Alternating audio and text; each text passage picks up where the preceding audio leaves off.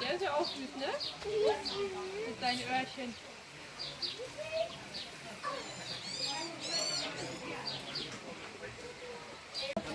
Да, оно, они, видишь, внизу вон, у них хвостик полосатый, видишь? Ой, а наверх побежала, видишь?